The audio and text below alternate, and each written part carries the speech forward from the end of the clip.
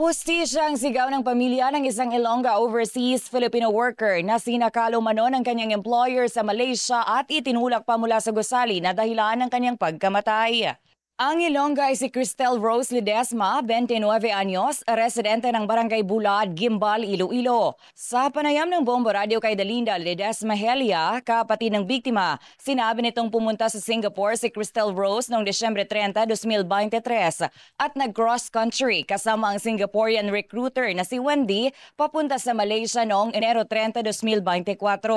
Ayon kay Helia, Enero 31 pa lamang hanggang Pebrero 4, nawalan sila ng kontak kay Cristel Rose at naka-online lamang ito noong Pebrero 5. Naka-video call pa umano ito at narinig pa mismo ni Helia na humihingi ng tawad ang kanyang kapatid sa kanyang employer at nagmamakaawa pa na bigyan pa ng pagkakataon. Galit daw ang amo nito dahil tumawag si Cristel sa kanyang boyfriend sa Pilipinas.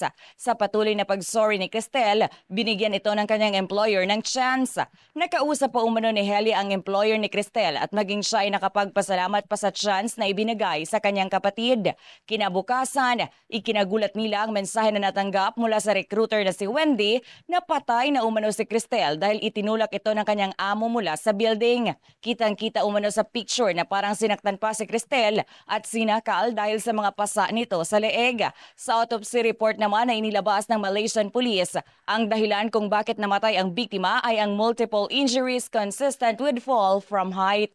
Humihingi po kami ng tulong para mabigyan ng hustisya ang aming kapatid. Nananawagan po ako kay Pangulong Marcos na sana mabigyan ng hustisya ang aming kapatid na si Cristel Rose Ledesma. Kami po ay naniniwala na sinadya ang pagpatay sa aming kapatid dahil may mga pasa siya sa liig at hindi magagawa yun ng kapatid namin na tumalon. Kaya sa paniniwala po namin na mayroon talagang foul play.